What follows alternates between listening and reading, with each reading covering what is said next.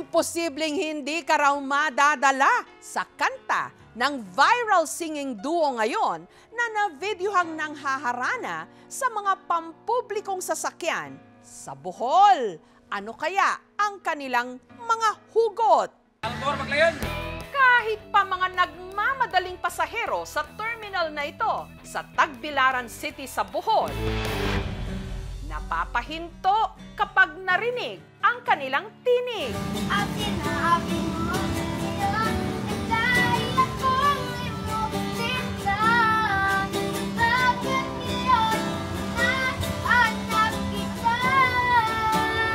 Sa lalim ng kanilang hugot, biro ng iba, awat na, ang sakit-sakit na.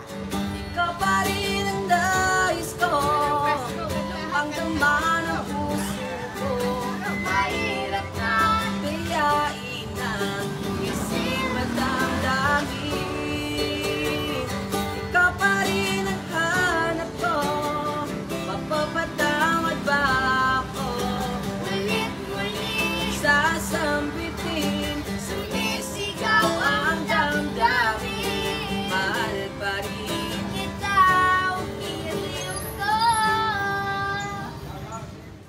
kaya ang ilan, hindi rin maiwasang mapahugot sa kanila namang mga bulsa. Maganda yung combination nila. Feeling ko po, inaharana ako kasi lalaki po yun eh. Nag-assume na lang po ako na ako yung kinakantahan kahit hindi na po ako. Pero masakit po.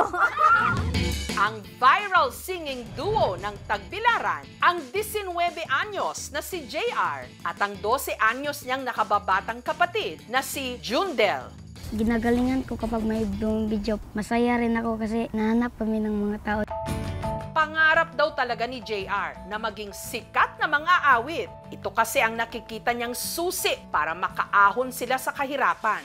Lalo pat nito lang nakaraang taon, sila'y nasunugan. Ito yung bahay namin nasunog. Wala kaming nakuha kahit ano. Ito po yung natayo namin nga bago na bahay na pistuhan namin. Muna mo kusina, muna rin among tulganan.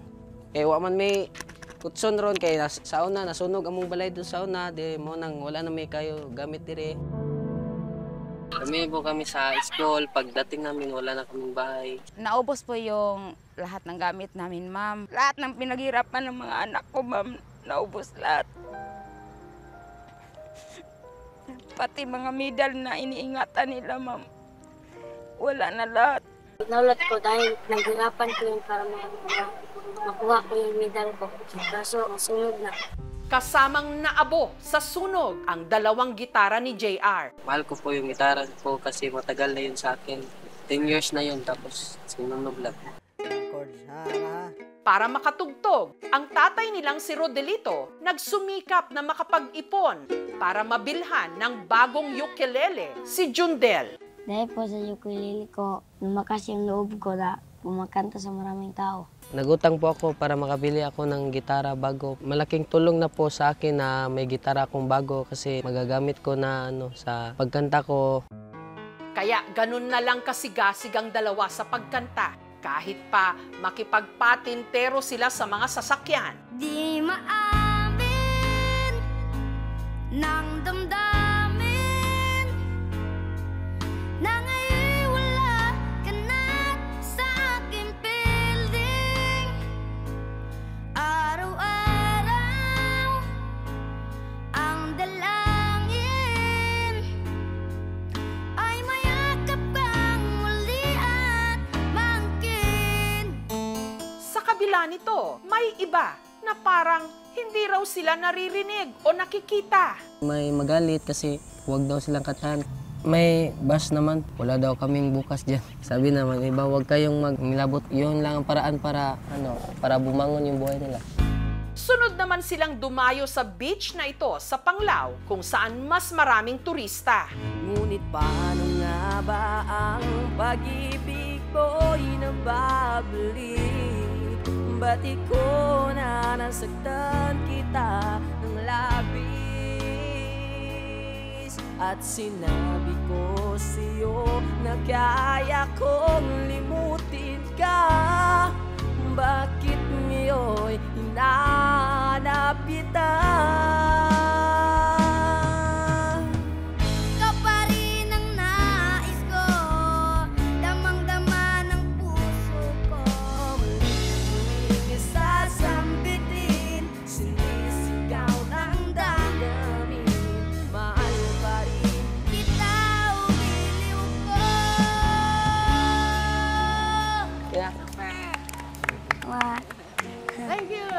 May future sila sa music. Nung nag-duet na silang dalawa, parang nagagamangha talaga. Matapos ang halos 4 na oras, kota na sila. Kung wala sa kalye, sina JR tumutulong sa trabaho ng kanilang magulang. Nagtitinda lang po kami ng lupa. Marami naman kaming suki noon. Kaya lang, nung nasunog yung bahay namin, ma'am, nasama yung mga contact number, kasama ng cellphone. Ngayon lang kami naghirap ng ganito, ma'am. Araw-araw po kami kumukuha ng abono, garden soil. Kano po isang sako niyan? 100 po. 5 sack yung isang araw pag may delivery. Pag walang order, pag hindi sapat po, aalis po ako ng gabi. Kumakanta ko na madaming tao. ngunit paano nga ba ang pag-ibig mo'y magbabalik? At huwag na raw magtaka kung may talento ang magkapatid sa musika. Mana lang daw sila sa kanilang tatay Rodelito at nanay Rosalie. Mahilig po ako sa music dahil sa mga parents ko. Pinanganak kasi ako, meron na kaming mga gitara. Tinuruan ako nung maayos yung paano gawin yung boses mo. Gitudloan ko sa akong papa hangtod karon makamao ko. Ako sang gitudlo sa akong mga anak sa akong paggitar. Ala-ala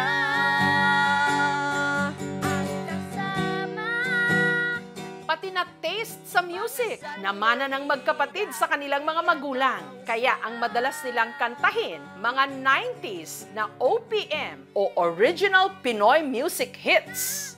Yung lyrics po, yung sulat nila. Tapos binabasa ko. ngunit paano nga ba ang pag-ibig mo'y magbabalik? Ba't ko na nasaktan kita ng labis?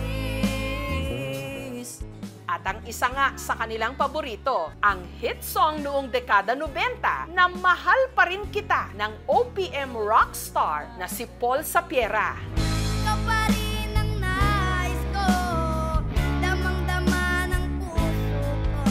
Mahirap na, dayain na, isip at damdamin. Ikaw pa rin ang hanap ko, Mapapatawad ba ako?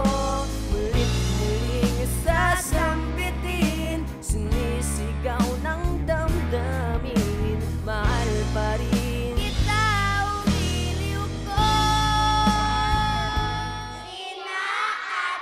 Si Jundel, kahit 12 anyos na, nasa grade 2 pa rin. Kasi nung bata ko, nahiya ko. Hindi ko pa natutunan ng mga pang-eskwela.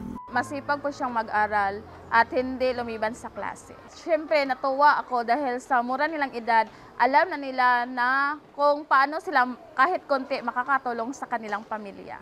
Habang si JR, nag-aaral ngayon ng ALS o Alternative Learning System sa elementary. Nakanta ko ng teacher ko, sabi niya, maganda yung boses ko. Sobrang natutuwa po ako, ma'am, dahil alam ko na isa itong paraan makapagbabago sa kanilang pamumuhay at lalo na din sa kanyang pag-aaral. ikaw pa rin ang nais ko.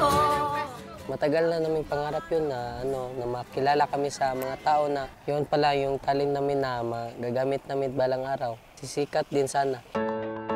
Samantala, para kahit papaano makatulong sa muli nilang pagbangon, ang City Social Welfare and Development ng Tagbilaran naghandog ng gamit sa bahay at grocery para sa pamilya ni na JR. Na tables, na chairs, then naapod tayo mga groceries, o naapod tayo mga unlan o mga sinina.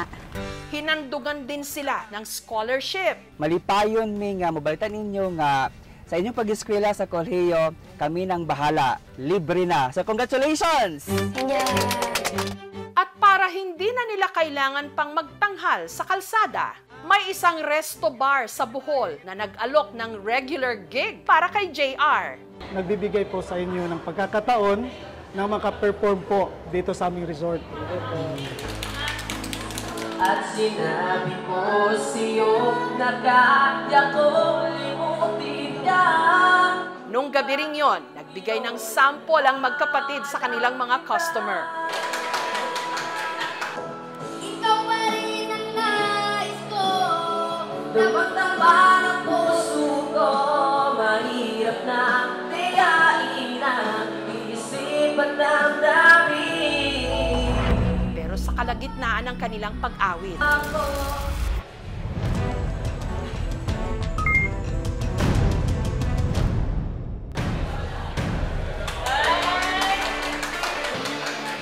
may isang pamilyar na mukha ang bumungad sa screen ng karaoke. Uy! Hi, JR. Hello po. Walang iba kundi ang OPM rockstar at mahal pa rin kita hitmaker na si Paul Sapiera, live from America! Hi, Jundel. Napanood ko yung video nyo, Sumisikat na kayo, Salamat po sa kanta na yung ginawa mo para sa lahat. You're making it popular again. Nagigitara ka, di ba, JR? Opo. I hope you, Jundel, should learn how to play guitar as well. Para dalawa kayo. Hindi po. Siyempre, Paul Sapiera na yan! Kaya ang magkapatid, hindi na pilalagpas ang pagkakataong makasing along ang kanilang idolo. Di maamin ang damdamin na ngayon'y wala ka na sa aking piling. Araw-araw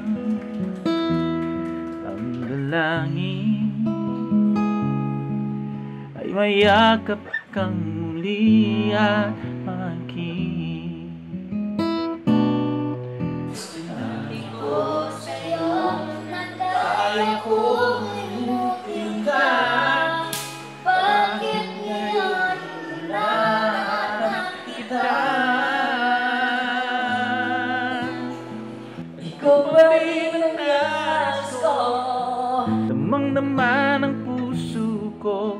Mahirap na tiyain ang isip at damdamin. Alright. Ikaw pa rin ang hanap ko, mapapatawad pa ako. Muling isasambitin, sinisigaw ng damdamin.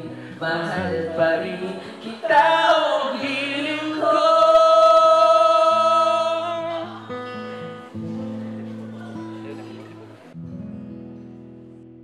Oh, di ba?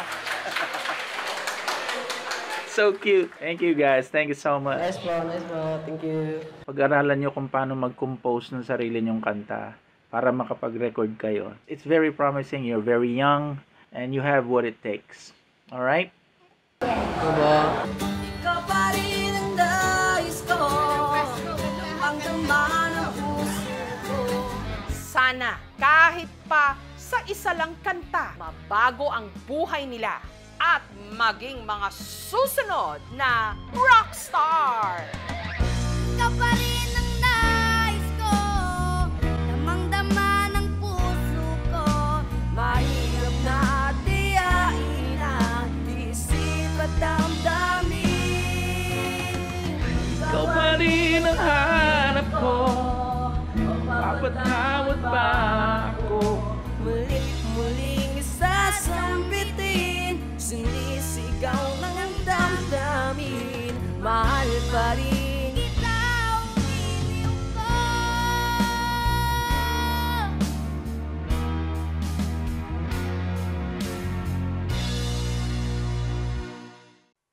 Thank you for watching, mga kapuso. Kung nagustuhan niyo po ang videong ito, subscribe na sa GMA Public Affairs YouTube channel.